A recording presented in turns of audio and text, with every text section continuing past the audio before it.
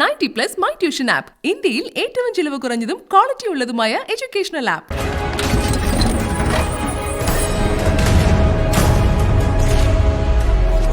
ഉളുപ്പ് എന്ന് പറയുന്ന ഒന്നില്ലാത്തത് കൊണ്ടാണ് ഇപ്പോഴും ചിരിക്കാൻ പറ്റുന്നത്. അത് മനസ്സിലാക്കണം. നമ്മുടെ നാട്ടിലെ ജനങ്ങളുടെ കൈകൊണ്ട് കരട തടി കൊണ്ടവരാണ് ഇവിടെ ഇരിക്കുന്നത്. ഇപ്പൊ വീണ്ടും തുടങ്ങി നോക്കുകയാണ്. ജനങ്ങളുടെ സാമാന്യ ബുദ്ധി ചോദ്യം ചെയ്യരുത്. ജനങ്ങളുടെ അനുഭവത്തിന്റെ അടിസ്ഥാനത്തിലാണ് വിലയിരുത്തുന്നത്. അഴിമതിയിൽ മുങ്ങിക്കുളിച്ചവർ, അഴിമതി തൊട്ടു തീണ്ടാത്തവരെ കുറിച്ച് ഇതാ അഴിമതി അഴിമതി അഴിമതി എന്ന് പറഞ്ഞാൽ ജനമത് അംഗീകരിക്കൂ. തീർച്ചയായും CBI അന്വേഷണം തുടരാം എന്നുള്ള, പൂർണ്ണമായ അർത്ഥത്തിൽ തുടരാമെന്നുള്ള, ഞാൻ നൽകിയ പരാതി പൂർണ്ണമായി തുടരാമെന്നുള്ള ഹൈക്കോടതിയുടെ വിധി ഏറെ സന്തോഷത്തോടെയാണ് കാണുന്നത്. വീട് മുടക്കിയെന്നുള്ള ദുഷ്പ്രചരണം നടത്തിയ ആളുകൾക്കെതിരായുള്ള വലിയ മറുപടിയാണ് ബഹുമാനപ്പെട്ട ഹൈക്കോടതിയുടെ ഭാഗത്തുനിന്നുണ്ടായിട്ടുള്ളത്. ഈ ഹൈക്കോടതി വിധിയെ ഞാൻ സ്വാഗതം ചെയ്യുന്നു. ഇത് CBI അന്വേഷണത്തിന് CBI എത്രയും പെട്ടെന്ന് അന്വേഷണവുമായി മുന്നോട്ട് പോകണം. ഇതിൻ്റെ യഥാർത്ഥ പ്രതികളെ കണ്ടെത്തണം. ഈ കൊള്ളക്കാർക്ക് മാതൃകാപരമായ ശിക്ഷ വാങ്ങിക്കൊടുക്കണം. വടക്കാഞ്ചേരി ലൈഫ് മിഷൻ പദ്ധതിയിലെ വിദേശ സംഭാവന നിയന്ത്രണ നിയമലംഘനം CBI അന്വേഷിക്കുന്നത് തടയണമെന്നാവശ്യപ്പെട്ടുള്ള സർക്കാരിന്റെയും യൂണിടാക്കിന്റെയും ഹർജികൾ ഹൈക്കോടതി തള്ളിയതോടെ CBI അന്വേഷണം രാഷ്ട്രീയ പ്രേരിതമാണെന്ന സർക്കാർ വാദം പൊളിയുകയാണ്. വടക്കാഞ്ചേരി ലൈഫ് മിഷൻ പദ്ധതിയിൽ നടന്നത് CAG ഓഡിറ്റ് ഒഴിവാക്കാനുള്ള ഉദ്യോഗസ്ഥ തലത്തിലുള്ള ക്രിമിനൽ ഗൂഢാലോചനയെന്നാണ് ഹൈക്കോടതിയുടെ നിരീക്ഷണം. സർക്കാരിന്റെ കരണത്തേറ്റടിയെന്ന് പ്രതിപക്ഷം, അപ്പീൽ പോകുമെന്ന് സർക്കാർ. അതിർത്തിക്കപ്പുറത്തെ അധികാരികൾ കൂടി ഉൾപ്പെട്ട ഉന്നത തലത്തിലെ ക്രിമിനൽ ഗൂഢാലോചന CBI അന്വേഷിക്കുന്നത് തടയാൻ സർക്കാർ അപ്പീൽ നൽകുന്നത് ശരിയാണോ? ക്രിമിനൽ കുറ്റത്തിന്റെ പരിധിയിൽ രാഷ്ട്രീയ നേതൃത്വം ഇപ്പോൾ ഇല്ലെന്ന കോടതിയുടെ പരാമർശം പ്രതികൂലമായ വിധിക്കിടയിലും സർക്കാരിന് ആശ്വസിക്കാനുള്ള വക നൽകുന്നുണ്ടോ? എൻകൗണ്ടർ പരിശോധിക്കുന്നു. ഹൈക്കോടതി വിധി കുറിക്കുന്നത് സർക്കാരിന് ലൈഫോ ഡെത്തോ?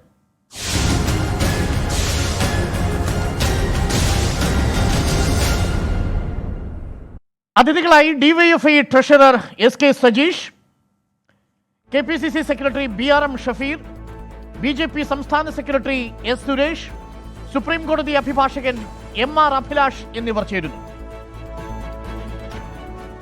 ആദ്യം DYFI ട്രഷറർ SK സജീഷിലേക്ക്. സജീഷ്, ഈ കോടതി വിധിയുടെ പേജ് നമ്പർ 41 പറയുന്ന ഒരു വാചകം വളരെ പ്രധാനപ്പെട്ടതാണ്. A well-designed foul play and criminal conspiracy to misappropriate foreign contribution by evading audit by CAG are prima facie clear from the said facts and as such. CAG audit ഒഴിവാക്കാൻ വേണ്ടി ബോധപൂർവം നടത്തിയ ഒരു ക്രിമിനൽ ഗൂഢാലോചനയാണ് ഈ കേസെന്ന് ഹൈക്കോടതി നിരീക്ഷിക്കുമ്പോൾ, ഇത്തരത്തിൽ ഒരു ക്രിമിനൽ ഗൂഢാലോചന നടന്നിട്ടുണ്ടെങ്കിൽ അത് പുറത്തു കൊണ്ടുവരാൻ CBI അനുവദിക്കുന്നതല്ലേ മടിയിൽ കനമില്ലാത്ത സർക്കാരിൻ്റെ ധൈര്യം? എന്തുകൊണ്ട് അതിനു പകരം CBI അന്വേഷണത്തെ തടയാൻ ഈ കോടതി വിധിയെ മറികടക്കാനുള്ള അപ്പീലുമായി സർക്കാർ പോകുന്നു? അത് ന്യായമാണോ? ശ്രീ അരുൺ, ഇതിൽ പ്രധാനമായും കാണേണ്ട ഒരു വിഷയം, CBI അന്വേഷിക്കുന്നത് ശരിയായ രീതിയിലല്ല. CBIക്ക് താല്പര്യങ്ങളുണ്ട്. കേന്ദ്ര ഏജൻസികളെല്ലാം സ്വീകരിക്കുന്ന താല്പര്യങ്ങൾ നമ്മൾ പലപ്പോഴും ചർച്ച ചെയ്തിട്ടുള്ളതാണ്. അതുകൊണ്ട് ഞാൻ അതിൻ്റെ വിശദാംശങ്ങളിലേക്ക് പോകുന്നില്ല. അതുകൊണ്ടാണ് ഒരു കത്ത് ലഭിക്കുമ്പോൾ തന്നെ എത്രയും പെട്ടെന്ന് ഒരു 24 മണിക്കൂർ പൂർത്തീകരിക്കുന്നതിന് മുമ്പ് കേസ് എടുക്കാൻ ഇന്ത്യയിൽ ആദ്യമായിട്ടായിരിക്കും ഒരു പക്ഷേ CBI ഇങ്ങനെ തയ്യാറാകുന്നത് നമുക്കറിയാം. അതേ സ്ഥാനത്ത് കോടതിയുടെയും സർക്കാരിൻ്റെയും എല്ലാം നിർദ്ദേശമുണ്ടായിട്ടും ടൈറ്റാനിയം കേസ് UDFൻ്റെ നേതാക്കന്മാർ രമേശ് ചെന്നിത്തല ഉൾപ്പെടെ പ്രതിയായി നിൽക്കുന്ന കേസ് അന്വേഷിക്കാൻ വേണ്ടി CBI ഒട്ട് തയ്യാറാകുന്നുമില്ല. അതിന് ഒരു വർഷമായി CBI അന്വേഷണത്തിന് പോയിട്ട് അതൊന്നും CBIക്ക് അന്വേഷിക്കേണ്ട കാര്യമില്ല. അപ്പോൾ CBI രാഷ്ട്രീയ താല്പര്യത്തോടു കൂടി കടന്നു വരുന്ന രീതിയെയാണ് ഞങ്ങൾ എതിർത്തിട്ടുള്ളത്. അല്ലാതെ ഇതിനകത്ത് ഇതുമായി ബന്ധപ്പെട്ട് വന്നിട്ടുള്ള ആരോപണങ്ങൾ, ആക്ഷേപങ്ങൾ, അതുമായി ബന്ധപ്പെട്ട ക്രമക്കേടുകൾ ഉണ്ടെങ്കിൽ അത് പരിശോധിക്കാം എന്നുള്ളത് തന്നെയാണ് സർക്കാരിന്റെ നിലപാട്. അതുകൊണ്ടാണല്ലോ സർക്കാർ ഈ കാര്യം അന്വേഷിക്കാൻ വേണ്ടി തീരുമാനിച്ചത്. എങ്ങനെ പരിശോധിക്കും സജീഷ്?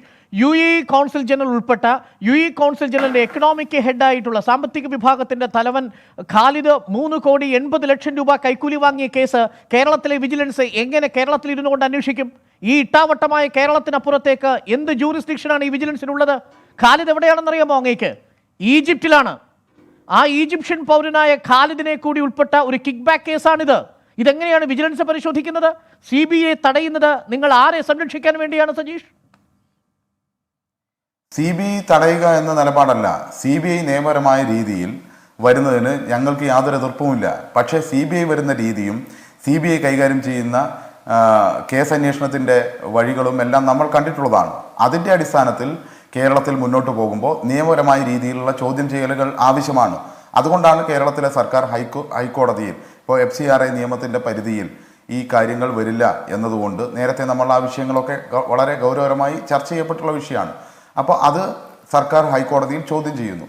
ഈ വിധി ഉണ്ടാകുമ്പോൾ തന്നെ ആ വിധിയിൽ താങ്കൾ പരാമർശത്തിന് അപ്പുറത്തേക്ക് ചില ഭാഗങ്ങൾ കൂടി നാം കാണേണ്ടതുണ്ടല്ലോ. അതായത് ഈ വിധിക്കകത്ത് പറയുന്ന മറ്റൊരു ഭാഗമുണ്ടല്ലോ, the court however held that the criminal liability of the non-political actors in this case cannot be extended to the political executive to the of the state just because the crime was done while executing a policy decision of the government. സർക്കാരിൻ്റെ നയപരമായ ഒരു പദ്ധതി നടപ്പിലാക്കുന്നതിനിടയിലാണ് അഴിമതി നടന്നത് എന്നതുകൊണ്ട് ഉദ്യോഗസ്ഥരോ ഏജൻസികളോ ഉൾപ്പെട്ട criminal പ്രവൃത്തികളുടെ ഉത്തരവാദിത്വം രാഷ്ട്രീയ നേതൃത്വത്തിൻ്റെ നേർക്ക് കൊണ്ടുവരാൻ വേണ്ടി പറ്റില്ല. ആ ഉദ്ദേശമാണ് ഇവർക്കെല്ലാം ഉണ്ടായിരുന്നത് എന്നതൊരു യാഥാർത്ഥ്യമാണല്ലോ. ഇവർ ലക്ഷ്യം വെച്ചത് എന്താണ്? ഇത് കേരളത്തിലെ ഇടതുപക്ഷ ജനാധിപത്യ മുന്നണി ഗവൺമെൻറ്, ആ ഗവൺമെൻറ് ഒരു പദ്ധതി മുന്നോട്ട് വെക്കുന്നു.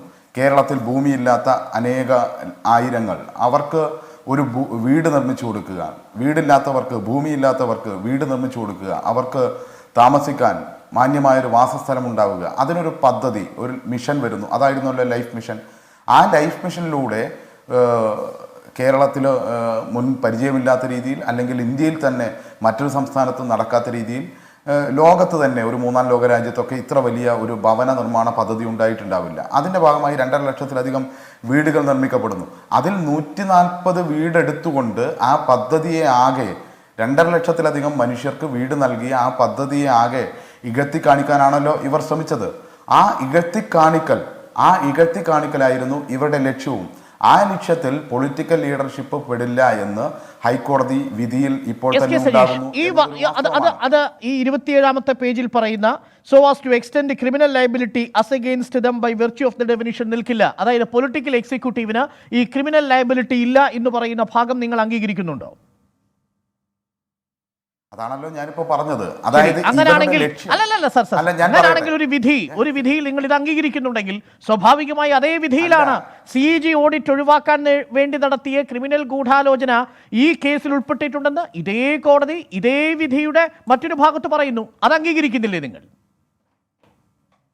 അരുൺ, എന്താണ് ഞാൻ പറഞ്ഞത്? ഡോക്ടർ അരുൺ, ഞാൻ പറഞ്ഞത് അതായത് ഞങ്ങൾ ഈ കേസുമായി ബന്ധപ്പെട്ട് ഉയർത്തിക്കൊണ്ടുവന്ന കാര്യം എന്തായിരുന്നു?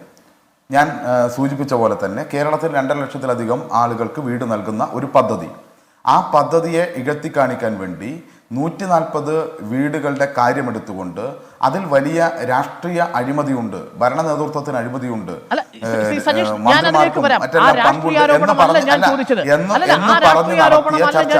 അത് കോടതിയിൽ ചർച്ച ചെയ്തതുമല്ല. മാത്രമല്ല കോടതി തന്നെ സമ്മതിക്കുന്നുണ്ട് ഒരു ഘട്ടത്തിൽ വളരെ കോംപ്രിഹെൻസീവ് ആയിരിക്കുന്ന ഒരു വികസന പദ്ധതിയാണ് ഈ ലൈഫ് മിഷൻ പദ്ധതി എന്ന് ഈ കോടതി തന്നെ സമ്മതിക്കുന്നുണ്ട്.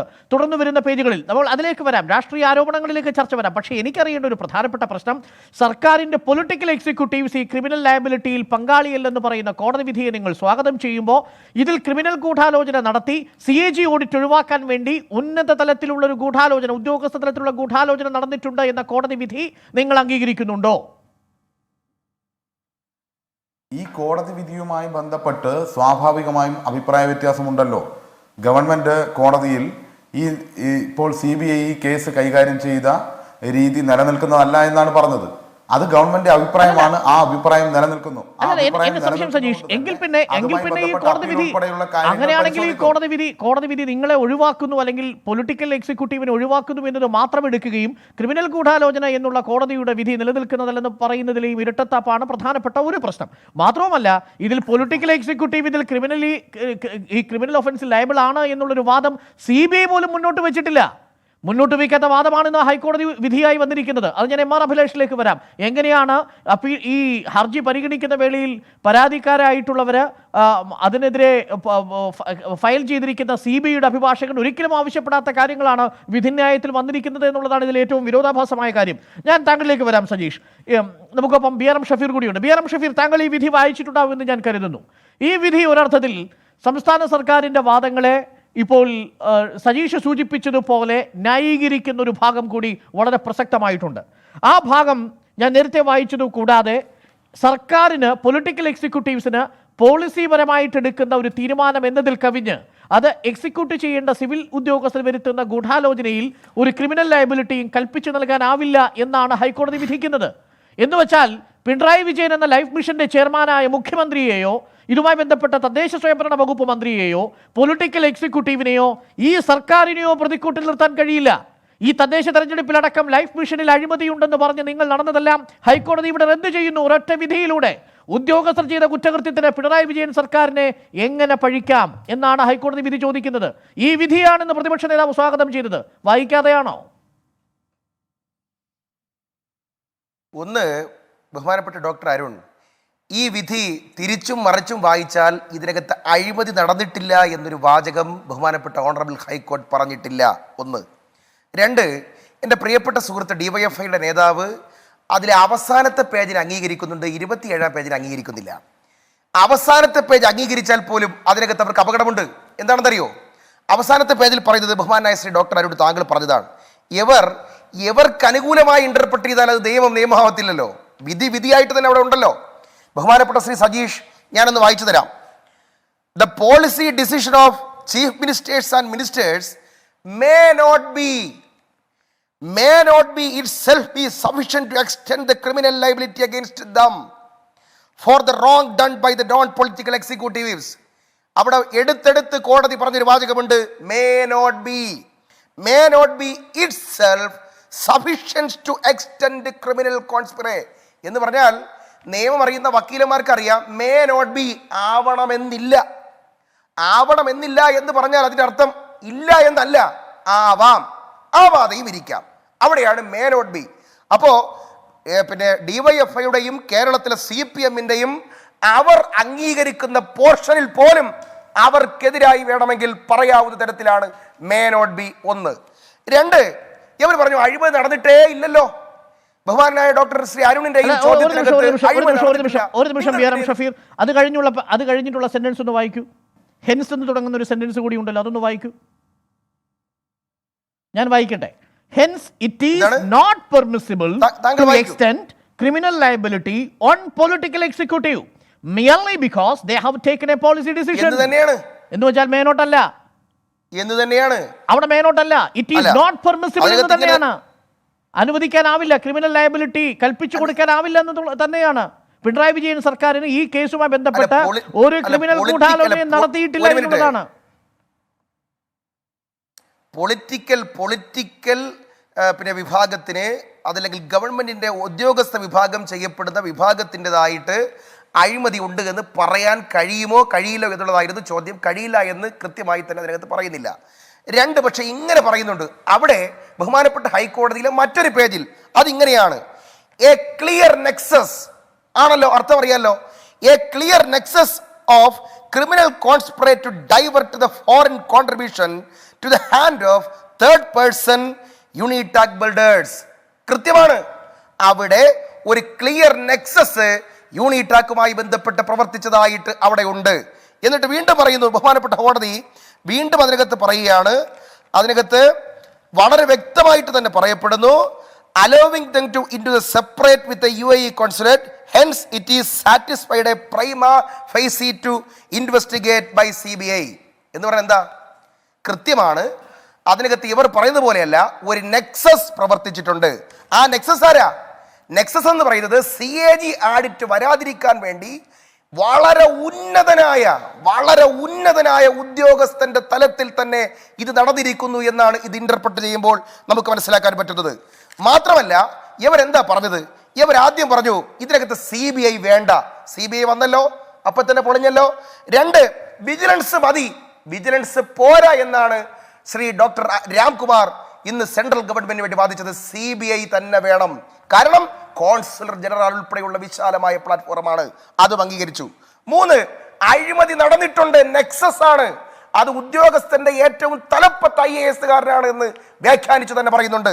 4, ഇവർ പറഞ്ഞ വേറൊരു വാദഗതി എന്താ, FCRA സെക്ഷൻ 4 നിൽക്കുകയില്ല. എന്നിട്ട് പറഞ്ഞു റെസിപ്റ്റൻസിന് മാത്രമല്ല, കൊടുക്കുന്നവന് മാത്രമേ ഉള്ളൂ, വാങ്ങുന്നവനില്ല, രണ്ടും ബാധകമാണ് എന്ന് ബഹുമാനപ്പെട്ട ഓണറബിൾ ഹൈക്കോടതി എന്ന് പറഞ്ഞിട്ടുണ്ട്. ഇനി അതിനകത്ത് പറയാ MOU-യിൽ സബ് കോൺട്രാക്ട് ഉള്ളതിനാൽ ഈ FCRA ബാധകമല്ല, അതും പൊളിഞ്ഞു.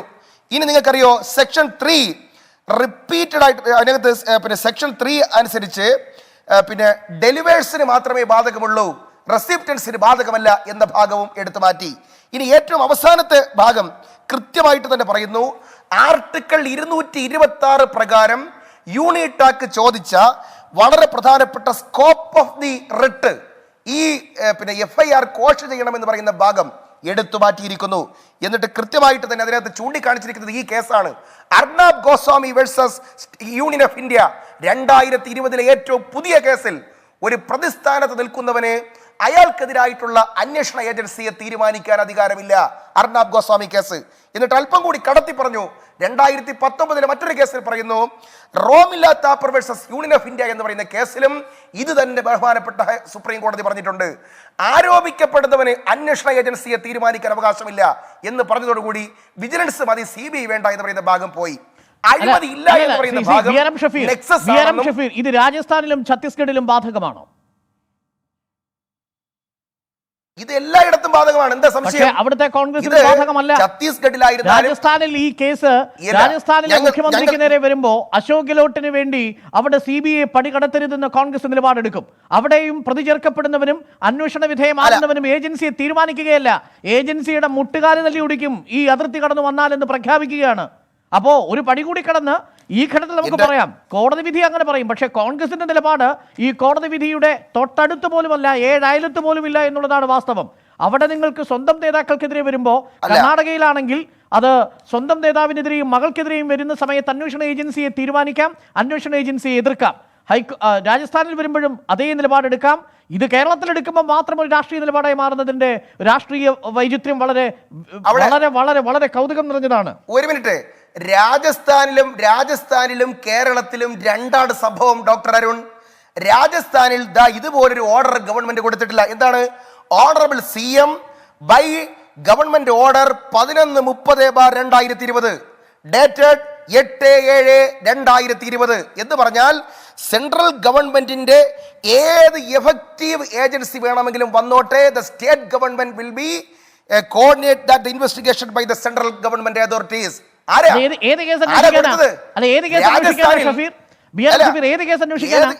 അല്ല ഈ കേസൊന്നല്ല, സെൻട്രൽ ഗവൺമെന്റ് നടത്തിക്കോട്ടെ. FCRA അന്വേഷിക്കാനാണോ മുഖ്യമന്ത്രി ജൂലൈ മാസത്തിൽ കത്തെഴുതിയത് എന്ന് ഞാൻ പറഞ്ഞില്ല. അങ്ങ് വായിച്ചത് പോതാ. ജൂലൈ മാസത്തിൽ കത്തെഴുതിയത് ഈ പറയപ്പെടുന്ന ലൈഫ് മിഷൻ കേസിൽ CBI അന്വേഷിക്കാനാണെന്ന് ഞാൻ പറഞ്ഞില്ലല്ലോ അരുണ. എന്റെ സ്വർണ്ണക്കടത്തുമായി ബന്ധപ്പെട്ട് അന്വേഷിക്കാൻ എന്നാണ് മുഖ്യമന്ത്രി കത്തെഴുതിയത്. ആ കേന്ദ്ര ഏജൻസി വന്നപ്പോൾ പിടികൂടാത്തതായിട്ട് ഒരു പദ്ധതിയില്ല. അവസാനം ലൈഫ് മിഷന്റെ എല്ലാ ഫയലും എടുത്തുകൊണ്ട് ചെല്ലാൻ വരെ ഈ CBI ഉത്തരവിടുന്ന കഥ, ED ഉത്തരവിടുന്ന കഥ അങ്ങനെയല്ല. ഞാൻ ഒരു നിമിഷം ഡോക്ടർ അരുൺ, ഒറ്റ മിനിറ്റ്. ഡോക്ടർ അരുണിന് കൃത്യമായിട്ട് തന്നെ അറിയാം, പിന്നെ ജഡ്ജ്മെന്റിൽ കൃത്യമായിട്ട് തന്നെ പറയപ്പെടുന്നു, ഗവൺമെന്റിന്റെ 1130/2020 ഏത് ഏജൻസിയുമായിട്ടും കോർഡിനേറ്റ് ചെയ്തുകൊണ്ട് അന്വേഷണങ്ങളെ ഞങ്ങൾ തടയില്ല എന്നുള്ള ഭാഗം ജഡ്ജ്മെന്റിൽ കോട്ട് ചെയ്തിട്ടുണ്ട് എന്നുള്ളതാണ് ഒന്ന്. രണ്ടാമത്തെ പ്രശ്നം, ഈ ലൈഫിന്റെ വിഷയം തന്നെ എടുക്കാം. ഈ ലൈഫും സ്വർണ്ണക്കടത്തുമായി ബന്ധപ്പെട്ട് ഏത് ഏജൻസിയെയും സ്വാഗതം ചെയ്തുകൊണ്ട് ബഹുമാനപ്പെട്ട പ്രധാനമന്ത്രിക്ക് ബഹുമാനപ്പെട്ട കേരളത്തിലെ മുഖ്യമന്ത്രി രണ്ടാമതൊരു കത്തെഴുതിയല്ലോ. ആ കത്ത് അരുൺ ചോദിച്ച ഈ ചോദ്യത്തിന് ബാധകമാണല്ലോ. അപ്പൊ വിളിച്ചു വരുത്തി ഇപ്പൊ പിടി വീണപ്പോ അയ്യോ രാജസ്ഥാനിൽ പിടിക്കണേ, ഞങ്ങളുടെ പഞ്ചാബിൽ പിടിക്കണേ, കേരളത്തിൽ ഇത് ബാധകമല്ല എന്ന് പറയണ്ട. ഞങ്ങൾ കൊടുത്തിട്ടില്ല, ഞങ്ങളുടെ സ്റ്റേറ്റുകളിൽ കൺസെന്റ് കൊടുത്തിട്ടില്ല, ഞങ്ങൾ ദൂരോട്ട് മാറ്റി നിർത്തിയിട്ടുണ്ട്. അത് ചെയ്യാതെ വിളിച്ചു വരുത്തി പിടിപെട്ടപ്പോ രാജസ്ഥാൻ മാതൃകയെന്നും പറഞ്ഞ് രക്ഷപ്പെടാൻ നോക്കണ്ട. BRM ഷഫീർ പറഞ്ഞതിന് മറുപടി കൂടി അങ്ങ് വേണം. വിളിച്ചു വരുത്തി കുടുങ്ങിയിട്ട് ഞങ്ങളിതിനെ രാഷ്ട്രീയമായി പുറന്തള്ളുന്നു എന്ന് പറയുന്നതിലെ കാപട്യമാണ് ഇപ്പോൾ ഷഫീർ ചൂണ്ടിക്കാട്ടിയത്. താങ്കൾക്ക് മറുപടി പറയാം. അതിന് മുമ്പ് എനിക്ക് അഡ്വക്കേറ്റ് സുരേഷിലേക്ക് കൂടി പോകണം. അഡ്വക്കേറ്റ് സുരേഷ്, എന്താണോ BJP നേതാക്കൾ പിണറായി വിജയനെതിരെ പറഞ്ഞുകൊണ്ടിരുന്നത് അതിനെ അക്ഷരം പ്രതി ശരിവയ്ക്കുന്നതല്ല ഇന്നത്തെ കോടതി വിധി എന്നുള്ളത് വിധി രണ്ടാമതൊരിക്കൽ കൂടി വായിക്കുമ്പോൾ മനസ്സിലാവും. ഈ വിധിയിൽ പറയുന്നത് പോലെ it is not permissible to extend criminal liability on Pinarayi Vijayan. പേരങ്ങനല്ല, പൊളിറ്റിക്കൽ എക്സിക്യൂട്ടീവ് ആണ്. ആ പൊളിറ്റിക്കൽ എക്സിക്യൂട്ടീവായ മുഖ്യമന്ത്രിക്കെതിരെ ഈ ക്രിമിനൽ കോൺസ്പിറസി നിലനിൽക്കുന്നതല്ല എന്ന് ഹൈക്കോടതി വിധിക്കുന്നതിലൂടെ BJPയുടെ ആരോപണമാവുകയായോ?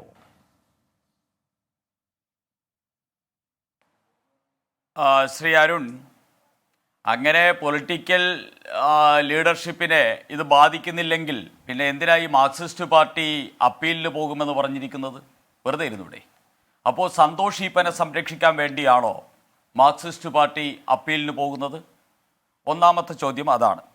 ഇനി രണ്ടാമത്തെ ചോദ്യം, ഇത് ഒരു CBI എടുത്ത section 35 read with section 3 of FCRA and read with 120B of IPC പ്രകാരമുള്ള ഒരു കേസാണ് ഹൈക്കോടതിയുടെ മുമ്പിലുണ്ടായിരുന്നത്. ആ കേസിൽ പിണറായി വിജയൻ പ്രതിയല്ല. ആ കേസിൽ ലൈഫ് മിഷൻ്റെ വൈസ് ചെയർമാൻ പ്രതിയല്ല. ആ കേസിൽ പ്രതിയായിരിക്കുന്നത് സന്തോഷ് ഈപ്പനും അൺനോൺ പേഴ്സൺസ് ഓഫ് ലൈഫ് മിഷനുമാണ്. അപ്പോൾ ആ പേരുകൊണ്ട് അറിയാത്ത ഏതോ ഉദ്യോഗസ്ഥന്മാരാണ് അതിൽ പ്രതിയായിരിക്കുന്നത്. അപ്പോൾ അങ്ങനെയുള്ള ഒരു കേസ് ഹൈക്കോടതിയുടെ മുമ്പിൽ വരുമ്പോൾ ഹൈക്കോടതി എന്തിനാണ് CBI തന്നെ പറഞ്ഞിട്ടില്ലല്ലോ പിണറായി വിജയൻ ഇതിലെ ഒന്നാം പ്രതിയാണെന്ന് പറഞ്ഞിട്ടില്ലല്ലോ. ലൈഫ് മിഷൻ CEO ഇതിലെ രണ്ടാം പ്രതിയാണെന്ന് പറഞ്ഞിട്ടില്ലല്ലോ. അങ്ങനെ CBI പോലും പറയാത്ത ഒരു കേസിൽ എന്തിനാ ഹൈക്കോടതി പറയുന്നത് പിണറായി വിജയൻ ഇതിലെ പ്രതിയാക്കാൻ പറ്റില്ല എന്ന്? അത് പറയേണ്ട ആവശ്യമില്ലല്ലോ. ഹൈക്കോടതിയുടെ മുമ്പിലുള്ളത് CBI ഇപ്പോൾ എടുത്തിരിക്കുന്ന കേസ് ക്വാഷ് ചെയ്യണോ എന്നുള്ളത് വിഷയം. അത് റദ്ദാക്കണോ, ആ FIR റദ്ദാക്കണമോ എന്നുള്ളതാണ് വിഷയം. ആ FIRൽ പൊളിറ്റിക്കൽ ലീഡർഷിപ്പിലുള്ള ആരും പ്രതിയല്ല. ആ FIRൽ ലൈഫ് മിഷന്റെ ആരും പ്രതിയല്ല.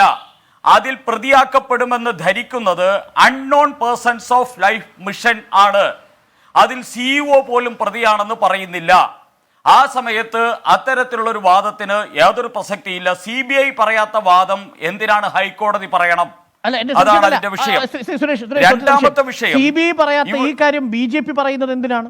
CBIക്ക് പോലും മുഖ്യമന്ത്രി പിണറായി വിജയൻ പ്രതിയാണെന്നൊരു ആരോപണം ഇല്ലെങ്കിൽ പിന്നെ BJP ഈ തദ്ദേശ തെരഞ്ഞെടുപ്പിൽ ലൈഫ് മിഷനിൽ പിണറായി വിജയൻ അഴിമതി കാണിച്ചു എന്ന് പറഞ്ഞതിന്റെ വാസ്തവം എന്താണ്?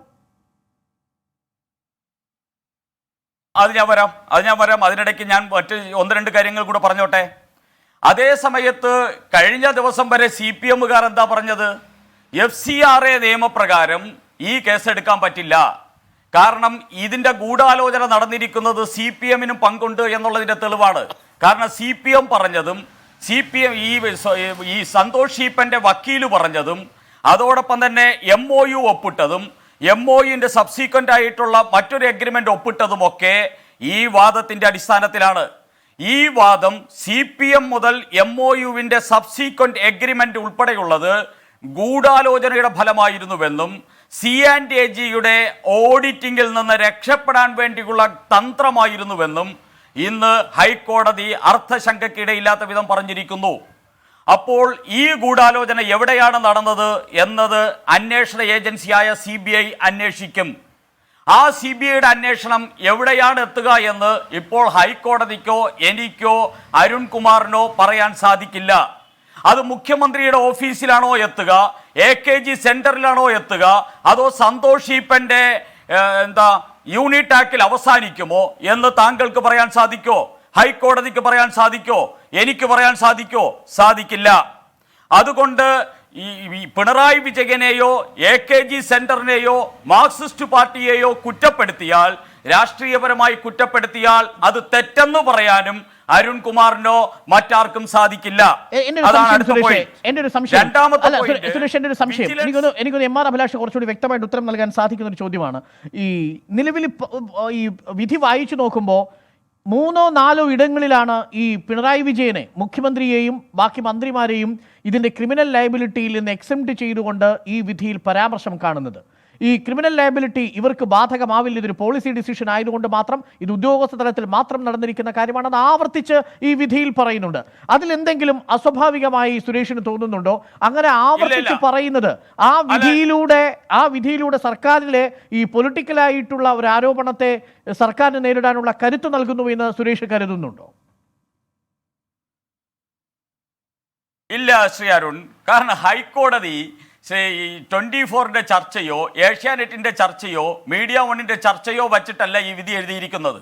ഹൈക്കോടതി ഈ വിധി എഴുതിയിരിക്കുന്നത് ഹൈക്കോടതിയുടെ മുമ്പിൽ ഇവിടുത്തെ പെറ്റീഷണറായിട്ടുള്ള CEO ലൈഫ് മിഷനും അതുപോലെ തന്നെ സന്തോഷ് ഈപ്പനും എക്സിബിറ്റായിട്ട് കാണിച്ചിരിക്കുന്ന FIR ആണ് ഈ ഹൈക്കോടതിയുടെ മുമ്പിലുള്ള പ്രധാനപ്പെട്ട രേഖ.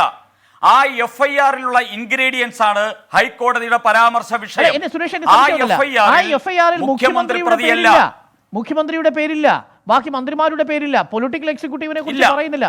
അപ്പോൾ ആ FIR-ൽ പറയാത്തവരെ കുറിച്ച് ഇങ്ങനെ 5-6 ഇടങ്ങളിൽ ഇവർക്ക് ഇതിനകത്ത് ക്രിമിനൽ ലയബിലിറ്റി ഒന്നുമില്ല എന്നീ വിധിയിൽ വരുന്നത് എങ്ങനെയെന്നുള്ളതാണ് എനിക്ക് മനസ്സിലാകാത്തത്. ഇതിൽ ആരാണ് സംശയം പ്രകടിപ്പിച്ചത്? മുഖ്യമന്ത്രി ഉണ്ടോ ഇല്ലയോ എന്ന്? വിധിയിൽ വരുന്നതല്ല.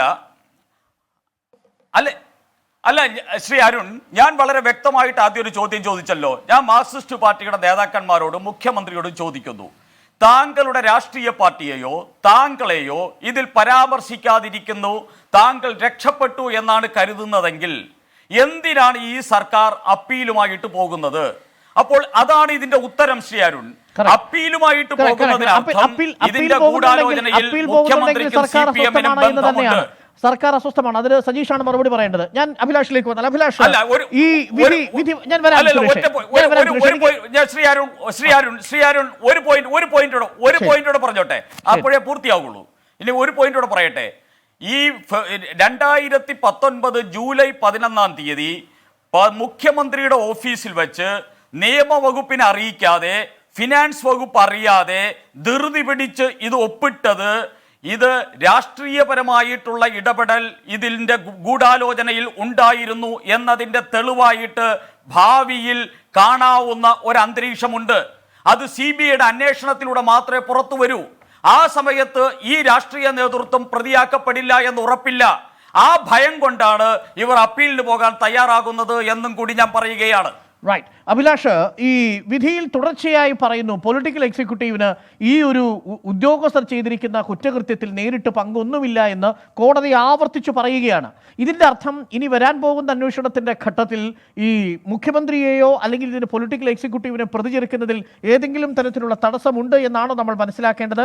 അതല്ല, ഇപ്പോൾ നിലവിൽ ഇങ്ങനെ it is not permissible to extend a criminal liability on political executive merely because they have taken a policy decision എന്നുള്ളത് പല തവണ ആവർത്തിച്ചു വരുന്നുണ്ട്. ഞാൻ തന്നെ നോക്കിക്കഴിയുമ്പോൾ 7-8 ഇടങ്ങളിൽ ഇത് ആവർത്തിച്ചു വരുന്നുണ്ട്.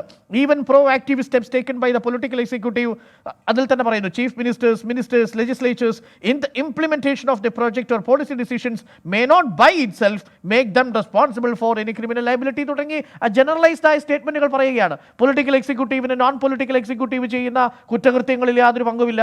നമ്മുടെ മുമ്പിൽ ഇടമലയാർ കേസ് 1985 കിടക്കുന്നു. അവിടെ R. ബാലകൃഷ്ണപിള്ള ശിക്ഷിക്കപ്പെട്ട ചരിത്രവുമുണ്ട്. ഇതെങ്ങനെയാണ് നമ്മൾ കോറിലേറ്റ് ചെയ്യേണ്ടത്? ഇതെന്തുകൊണ്ടാണ് ഹൈക്കോടതി ഇങ്ങനെ ആവർത്തിച്ച് പിണറായി വിജയൻ ഇതിൽ ക്രിമിനൽ ഗൂഢാലോചനയിൽ പങ്കാളിയല്ല എന്ന രീതിയിലുള്ള ഒരു നിരീക്ഷണം നടത്തിയിരിക്കുന്നത്? അഭിലാഷ്, ഡോക്ടർ അരുൺ 54 പേജുള്ള ജഡ്ജ്മെന്റിന്റെ ഏറ്റവും ആർട്ടീരിയൽ ആയിട്ടുള്ള ഒബ്സർവേഷൻസ് ക്യാപ്ചർ ചെയ്ത് ഈ ഡിബേറ്റ് വളരെ ഇൻട്രസ്റ്റിംഗ് ആയിട്ട് മുൻപോട്ട് പോകുന്നതിൽ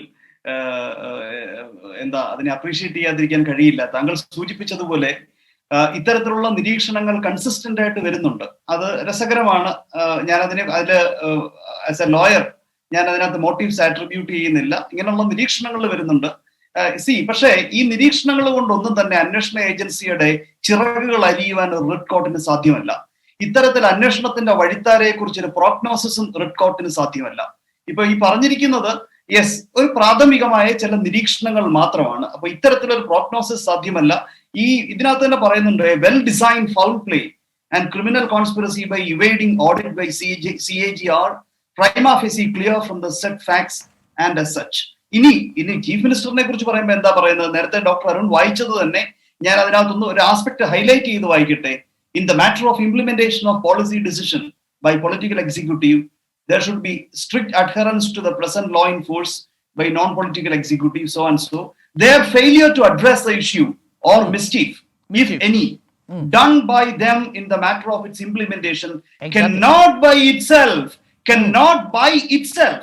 Apo avരുടെ failure cannot by itself as such will not attribute or attract liability, cannot by itself be a ground to extend any criminal liability unless the same was brought to their notice with its legal consequence, or by that means they have obtained a personal benefit with knowledge of the breach or mischief done. So ഇതിനകത്ത് ഈ അന്വേഷണത്തിന്റെ വഴിത്താരയിൽ എവിടെയെങ്കിലും political എക്സിക്യൂട്ടീവിന്റെ ഭാഗമായിട്ട് പ്രവർത്തിച്ചവർ അവർ വ്യക്തിപരമായ benefit obtain ചെയ്തിട്ടുണ്ട് എന്ന് CBIക്ക് evidence കിട്ടുകയാണ് എന്നുണ്ടെങ്കിൽ അന്വേഷണം അവരിലേക്ക് നീങ്ങുവാനുള്ള വഴി തുറന്നിട്ടുകൊണ്ടുള്ള ജഡ്ജ്മെന്റ് ആണ് ഡോക്ടർ അരുൺ. ഇത് പേഴ്സണൽ ബെനിഫിറ്റ് അവർ ഗെയിൻ ചെയ്തിട്ടുണ്ട് എന്ന് കണ്ടെത്താൻ കഴിഞ്ഞാൽ ഒരു രീതിയിലും CBIയെ ഈ ഓർഡർ ഇൻജങ്ക്ട് ചെയ്യുന്നില്ല. ഇത് പൊതുവെ ഒരു പക്ഷേ പറയുന്നതിൽ ക്ഷമിക്കുക, ഇതിന്റെ ഒരു രാഷ്ട്രീയ കാലാവസ്ഥയുടെ ഒരു വെളിച്ചത്തിൽ ഒരു പക്ഷേ ചില ഒബ്സർവേഷൻസ് വന്നതായിരിക്കാം. ഞാൻ ഞാൻ അതിനകത്ത് അസ്വസ്ഥനാവുന്ന ഒരേ ഒരു പോയിന്റ്, ഇത്തരത്തിലൊരു പൊളിറ്റിക്കൽ ഒബ്സർവേഷൻ ഒരു വിധിന്യായത്തിൽ വരുന്നത് എങ്ങനെയാണെന്നാണ് എനിക്ക് മനസ്സിലാവാത്തത്. കാരണം FIR-ൽ ലൈഫ് മിഷൻ എന്ന് തന്നെ പറയുന്നില്ല, അൺനോൺ ഒഫീഷ്യൽസ് എന്നാണ് പറഞ്ഞിരിക്കുന്നത്. അതിലാണ് CEO അടക്കമുള്ളവർ ഇതിൽ ഹർജിയായിട്ട് പോകുന്നത്. ഇതിലാണ് മുഖ്യമന്ത്രി അടക്കം ലൈഫ് മിഷനുമായി ബന്ധപ്പെട്ട പൊളിറ്റിക്കൽ എക്സിക്യൂട്ടീവുകളെ ഈ ഘട്ടത്തിൽ പോളിസി ഇംപ്ലിമെന്റേഷനുമായി ബന്ധപ്പെട്ടുകൊണ്ട് അവർ വ്യക്തിപരമായി യാതൊരു തരത്തിലുള്ള ബെനിഫിറ്റും നേടാത്ത പക്ഷം ക്രിമിനൽ ലയബിലിറ്റിയിൽ ചേർക്കാൻ കഴിയില്ല. സർ, അങ്ങനെ ആര് ചോദിച്ചു ഈ ഹൈക്കോടതിയോട്? തീർച്ചയായിട്ടും പൊളിറ്റിക്കൽ എക്സിക്യൂട്ടീവ് അസച്ച് അവരെ FIR-ൽ അറേ ചെയ്തിരുന്നില്ല എന്നുള്ളത് വളരെ പ്രസക്തമാണ്. താങ്കൾ ചോദിച്ചതുപോലെ അങ്ങനെ ഇരിക്കുമ്പോൾ ഇത്തരത്തിലൊരു നിരീക്ഷണം ആവശ്യമായിരുന്നോ എന്നൊരു സംശയം സ്വാഭാവികമായിട്ടും വരാം.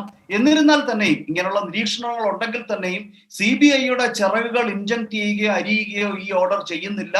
വ്യക്തിപരമായി നേട്ടമുണ്ടാക്കി ഇവർ വഴിയോ ഇവരുടെ മെൻസ്രിയ മാനസികമായിട്ട് ഇന്റലക്ച്വലി ഇവരുടെ ഇൻവോൾവ്മെന്റ് ഇതിനകത്തുണ്ട് എന്ന് കണ്ടെത്തി കഴിഞ്ഞാൽ, അങ്ങനെ നേട്ടമുണ്ടാക്കിയെന്ന് മനസ്സിലാക്കാൻ കഴിഞ്ഞാൽ CBI ക്യാൻ പ്രൊസീഡ്.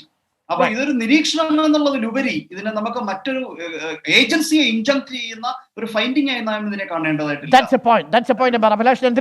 സജീഷ്, ഇതിൽ വളരെ പ്രധാനപ്പെട്ട ഒരു കാര്യം ഇപ്പോൾ MR അഭിലാഷ് 49ാമത്തെ പേജിൽ ചൂണ്ടിക്കാണിച്ചത് തന്നെയാണ്.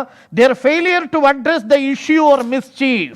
ഈ കുറ്റകൃത്യം തടയാൻ പരാജയപ്പെട്ടു പോയ സർക്കാർ എന്നൊരു നിരീക്ഷണം കൂടിയുണ്ട്. അങ്ങനെ പരാജയപ്പെട്ടത് കൊണ്ട് മാത്രം ക്രിമിനൽ ലയബിലിറ്റിയിൽ വരുന്നില്ലെന്നും ഇവർക്ക് ഏതെങ്കിലും തരത്തിൽ പേഴ്സണൽ ബെനിഫിറ്റ് ഉണ്ടായിട്ടുണ്ടെങ്കിൽ സ്വാഭാവികമായും അന്വേഷണത്തിന്റെ റഡാറിലേക്ക് മുഖ്യമന്ത്രിയും ലൈഫ് മിഷനിലെ ബാക്കി ഭാഗമായിട്ടുള്ള പൊളിറ്റിക്കൽ എക്സിക്യൂട്ടീവ്സും വന്ന് ചേരുമെന്ന് തന്നെയാണ് ഈ വിധിയിൽ പറയുന്നത്.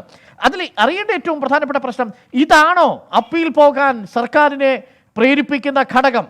നാളെ ഈ കേസന്വേഷണം സുരേഷ് പറഞ്ഞതുപോലെ എന്തുകൊണ്ട് ജൂലൈ 11-ാം തീയതി നിയമവകുപ്പ് അറിയാതെ, ഫിനാൻസ് വകുപ്പ് അറിയാതെ ഇത്തരത്തിലൊരു കരാർ സർക്കാർ UAE-യിലെ റെഡ് ക്രസന്റുമായിട്ട് ഒപ്പിടുകയും എന്നാൽ അതിനെ തുടർന്ന് വരേണ്ട അനുബന്ധമായ ഒരു കരാറും ഈ സർക്കാർ ഒപ്പിടാതെ പോവുകയും ജൂലൈ മാസം 31-ാം തീയതി സർക്കാരും റെഡ് ക്രസന്റും തമ്മിൽ ഒപ്പിട്ട കരാറിന്റെ തുടർച്ചയെന്ന വണ്ണം സർക്കാരോ റെഡ് ക്രസന്റോ നേരിട്ട് ഒപ്പിടാതെ UAE കൗൺസിലേറ്റും ഈ യൂണിടാക്കും സെയിന്റ് വെഞ്ചേഴ്സും എന്ന് പറയുന്ന മൂന്നാം പാർട്ടി ഒപ്പിടിപ്പിച്ച് CAG ഓഡിറ്റിനെ മറികടക്കാനുള്ള ഗൂഢാലോചനയിൽ ഈ രാഷ്ട്രീയ പാർട്ടി നേതാക്കൾക്ക് പങ്കുണ്ടെങ്കിൽ അതും വേണമെങ്കിൽ CBIക്ക് അന്വേഷിക്കാം. അതാണിപ്പോൾ MR അഭിലാഷ് പറഞ്ഞത്. ഇതാണോ ഭയപ്പെടുത്തുന്നത്? ഈ നേര് പുറത്തു വരരുത് എന്ന താല്പര്യമാണോ ഇതിന് പിന്നിലുള്ളത്? സജീഷ്. ഡോക്ടർ അരുൺ, ഇത്ര നേരം ഇവരെല്ലാവരും കൂടി സംസാരിച്ചു കൊണ്ടിരിക്കുകയായിരുന്നു. അതുകൊണ്ട് അതുകൂടി പരാമർശിച്ച് പറയാനുള്ള സമയം എനിക്ക് അനുവദിക്കണമെന്ന് ഞാൻ അഭ്യർത്ഥിക്കുകയാണ്. ഒന്ന്, അന്വേഷണം നടത്തലല്ലോ ഇവരുടെ ലക്ഷ്യം. അന്വേഷണം നടത്തി ഇവിടെ CBIയുടെ ചിറകരിയുന്നു എന്നാരാണ് പറഞ്ഞത്? CBIക്ക് ചിറകുണ്ടെങ്കിൽ ആ ചിറക് ഉപയോഗിച്ച് പറക്കാൻ ഇന്ത്യയിലെ നിയമ സംവിധാനങ്ങൾ അതിനൊരു വഴിയും ഒരുക്കിയിട്ടുണ്ട്. തോന്നിയ പോലെ പറക്കാൻ വേണ്ടി പറ്റില്ല. അതുകൊണ്ടാണല്ലോ ഏറ്റവും ഒടുവിൽ സുപ്രീം കോടതി ഈ കഴിഞ്ഞ മാസം തന്നെ സുപ്രീം കോടതി വിധിയിൽ പറഞ്ഞിട്ടുണ്ടല്ലോ, സംസ്ഥാനങ്ങളുടെ അനുമതിയോടുകൂടി മാത്രമേ കേസുകൾ CBIക്ക് അന്വേഷിക്കാൻ വേണ്ടി പറ്റൂ. CBIയുടെ തുടക്കവും കേസ് അന്വേഷണത്തിൻ്റെ ചരിത്രവും എല്ലാം നമുക്കറിയാം. ഇപ്പോഴും ഒരു സ്റ്റേയുടെ പുറത്താണല്ലോ CBI എന്ന് പറയുന്ന അന്വേഷണ ഏജൻസി ഉൾപ്പെടെ നിലനിൽക്കുന്നത് നമുക്കറിയാം. സ്റ്റേയിലാണ് ആ അന്വേഷണ ഏജൻസിയുടെ നിലനിൽപ്പ് പോലും നിലനിൽക്കുന്നത് എന്നൊരു യാഥാർത്ഥ്യം. അങ്ങനെ ഒരു ഏജൻസി മറ്റ് ഏജൻസികളിൽ നിന്നും വ്യത്യസ്തമായി പലപ്പോഴും സുപ്രീം കോടതി തന്നെ പറഞ്ഞിട്ടുള്ള കൂട്ടിലടക്കപ്പെട്ട തത്ത എന്ന് പറയുന്ന ഏജൻസി, ആ ഏജൻസി രാഷ്ട്രീയ ലക്ഷ്യത്തോടു കൂടി ഇങ്ങോട്ട് പറന്നിറങ്ങുകയാണ് എന്നത് പ്രഥമ ദൃഷ്ടിയ ആർക്കും ബോധ്യമാകുന്ന കാര്യമാണ്. അവർ ഒരു ലെറ്റർ ലഭിക്കുമ്പോൾ തന്നെ നേരെ അന്വേഷിക്കാൻ വരികയാണ്. ഞാൻ മനസ്സിലാക്കുന്നത് 24 മണിക്കൂറോ മറ്റോ സമയം എടുത്തിട്ടുള്ളൂ. CBIയുടെ ചരിത്രത്തിൽ തന്നെ ഇത്രയും വേഗത്തിൽ എത്തിയ ഒരു സംസ്ഥാനത്തേക്ക് ഇവർ പറഞ്ഞ ചിറകുമായി പറന്നിറങ്ങിയ കേസ് വേറെ ഉണ്ടാവാൻ സാധ്യതയില്ല. അങ്ങനെ എത്തിച്ചേർന്നു. അങ്ങനെ എത്തിച്ചേർന്നിട്ട് ഒരു അവധി ദിവസം ഇവരുടെ അന്വേഷണമെല്ലാം ആരംഭിക്കുമ്പോൾ നമ്മൾ കണ്ടിട്ടുണ്ട് കേന്ദ്ര ഏജൻസികൾ അവധി ദിവസം രാവിലെ 10 മണിയാകുമ്പോഴേക്ക് കേരളത്തിൽ മൊത്തമുള്ള ലൈഫ് മിഷൻ്റെയും അതുപോലെ തന്നെ കേരളത്തിലെ സർക്കാരിൻ്റെ എല്ലാ പദ്ധതികളുടെയും വൻകിട പദ്ധതികളുടെയും ഡ്രീം പ്രോജക്റ്റിൻ്റെയും എല്ലാം മുഴുവൻ രേഖകളുമായി എത്തിച്ചേരണമെന്ന് പറയുകയാണ്.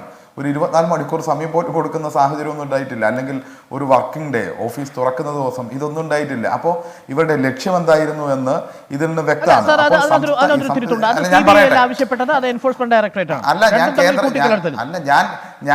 ഞാൻ പറഞ്ഞല്ലോ, ഞാൻ പറഞ്ഞത് താങ്കൾ കേന്ദ്ര ഏജൻസി എന്ന് തന്നെയാണ് ഞാൻ പറഞ്ഞത്. CBI എന്ന് പറഞ്ഞതിന് ശേഷം കേന്ദ്ര ഏജൻസി, അതായത് ഇതെല്ലാം കേന്ദ്ര ഏജൻസികളാണ്.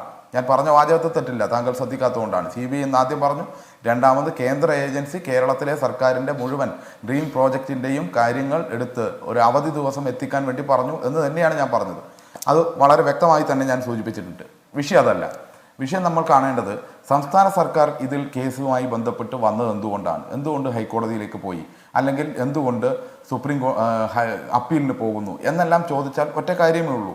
അതിൽ സംസ്ഥാന സർക്കാരിൻ്റെ അവകാശങ്ങൾ, ഫെഡറലിസം നിലനിൽക്കുന്ന ഒരു രാജ്യത്തിനകത്ത് സംസ്ഥാന സർക്കാരിൻ്റെ അനുമതിയോടുകൂടി വരണം എന്നതാണ് നിയമം. ആ നിയമത്തെ മറികടക്കാൻ വേണ്ടി FCRA ലംഘനം എന്ന ഒരു വഴിയിലൂടെ വരുമ്പോൾ ആ FCRA ലംഘനം ഇതിനകത്ത് നിൽക്കില്ല എന്നതാണ് സർക്കാരിൻ്റെ വാദം.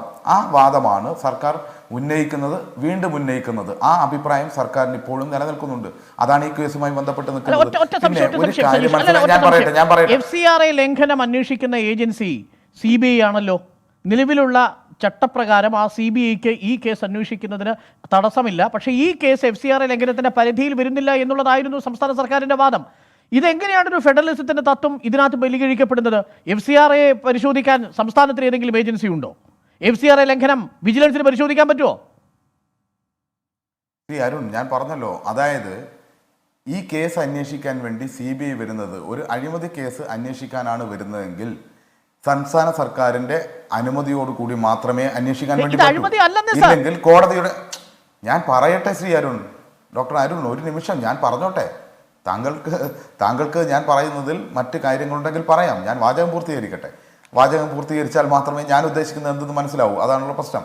അപ്പോൾ അതായത് CBIയുടെ വരവാണ് ഞാൻ പറഞ്ഞത്. CBI വരുന്നത് സാധാരണഗതിയിൽ ഇതുപോലെയുള്ള ഒരു കേസ് അന്വേഷിക്കുമ്പോൾ ഒരു അഴിമതി എന്നുള്ള നിലക്കാണ് ആരോപണം കത്തായി CBIയുടെ മുന്നിലേക്ക് എത്തുന്നത്. അപ്പോൾ തന്നെ CBI 24 മണിക്കൂറിൻ്റെ ഉള്ളിൽ തന്നെ ഇറങ്ങി പുറപ്പെട്ട് ഇങ്ങോട്ട് വരികയാണ്. ഇങ്ങോട്ട് വരുമ്പോൾ സാധാരണഗതിയിലാണെങ്കിൽ 2 കാര്യങ്ങളുണ്ട്. സർക്കാരിൻ്റെ മുന്നിലുള്ള കാര്യം അതാണ്. ഒന്ന്, സംസ്ഥാന സർക്കാരിൻ്റെ അനുമതി വേണം. സംസ്ഥാന സർക്കാരിന് അനുമതി കൊടുക്കണോ വേണ്ടയോ എന്ന് സർക്കാരിന് തീരുമാനിക്കാം ഇതുപോലെയുള്ള കാര്യങ്ങളിൽ. പക്ഷേ അത് ചോദിച്ചിട്ടില്ല. രണ്ടാമത്തേത്, ഏതെങ്കിലും ഒരു കോടതി ഡയറക്റ്റ് ചെയ്യണം. കോടതി അങ്ങനെ ഡയറക്റ്റ് ചെയ്തിട്ടില്ല.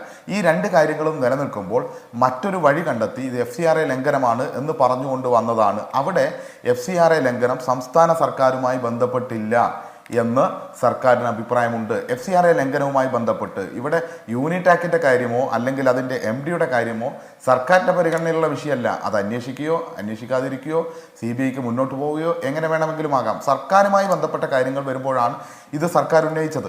മറ്റൊന്ന്, പിന്നെ BRM ഷഫീറൊക്കെ പറയുമ്പോൾ ഒരു കാര്യം മനസ്സിലാക്കേണ്ടത്, ഇപ്പോൾ ഈ കോടതി വിധിക്കകത്ത് തന്നെയുള്ള പരാമർശം നമ്മൾ പറഞ്ഞല്ലോ. അതായത് സർക്കാരിലെ അതായത് പൊളിറ്റിക്കൽ എക്സിക്യൂട്ടീവിനെതിരായി, മന്ത്രിമാർക്കെതിരായിട്ടോ അല്ലെങ്കിൽ മുഖ്യമന്ത്രിക്കെതിരായിട്ടോ ഈ കേസ് കൊണ്ടുപോകാൻ കഴിയില്ല എന്ന് കോടതി പറഞ്ഞു വെക്കുന്നു. നിൽക്കട്ടെ, കഴിഞ്ഞ UDFൻ്റെ ഭരണകാലം, ഷഫീർ ഇങ്ങനെ വാചാലനാകുമ്പോൾ ഓർക്കണമല്ലോ, കഴിഞ്ഞ UDFൻ്റെ ഭരണകാലം കെ ബാബുവിനെതിരായി എന്ത് പരാമർശമായിരുന്നു കേരളത്തിലെ ഹൈക്കോടതി നടത്തിയത്? എന്നിട്ട് ആ രാജിക്കത്ത് വാങ്ങി പോക്കറ്റിലിട്ട് നടന്ന ശ്രീ ഉമ്മൻചാണ്ടിയെ മറന്നിട്ടില്ല.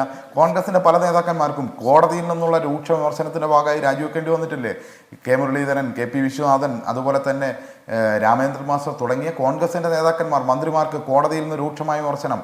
കഴിഞ്ഞ UDF കാലത്ത് മുഴുവൻ ഇതുപോലെയുള്ള ഏത് കേസ് കോടതിയിലെത്തിയാലും കോടതി വിധിക്കകത്ത് സർക്കാരിനെതിരായ പരാമർശം ഉണ്ടാകുമായിരുന്നു. ഇതിൽ അതില്ലല്ലോ. ശരി. പിന്നെ ഒരു കാര്യം കൂടി പറയട്ടെ. Failure of അല്ല, ഒറ്റ കാര്യം കൂടി പറയട്ടെ. തെളിയിക്കപ്പെടുകയാണെങ്കിൽ അല്ല, ഞാൻ അത് പറയട്ടെ. പേഴ്സണൽ ബെനിഫിറ്റിനാണെങ്കിൽ ഈ അന്വേഷണ ഏജൻസിക്ക് മുന്നിൽ മുഖ്യമന്ത്രിയും പോയി നിൽക്കേണ്ടി വരും. അതിനകത്ത് ഈ ഞാൻ പറയട്ടെ. അഭിലാഷ് ശ്രീ പറഞ്ഞ അരുൺ, അതിൽ ശ്രീ തടസ്സമില്ല. അരുൺ. പക്ഷേ ഞാൻ ഒരു ചെറിയ ഇടവേള ശ്രീ ആവശ്യമാണ്. അരുൺ, പക്ഷേ ഒറ്റ കാര്യം ഞാൻ പറയട്ടെ. ലംഘനവുമായി ശ്രീ അരുൺ, ബന്ധപ്പെട്ട ഒരു ഒറ്റ കാര്യം കൂടി. കോൺസ്പിരസി ഒറ്റ- സംസ്ഥാനത്തിന്റെ അല്ല, ഫെഡറൽ ഡോക്ടർ അരുൺ, താല്പര്യം ഡോക്ടർ സംരക്ഷിക്കാനാണെന്ന് അരുൺ, പറഞ്ഞ ഞാൻ അപ്പീൽ പറഞ്ഞു. പോകുന്നതിലെ വൈരുദ്ധ്യം എനിക്ക് ഇനിയും മനസ്സിലാവുന്നില്ല. ഞാൻ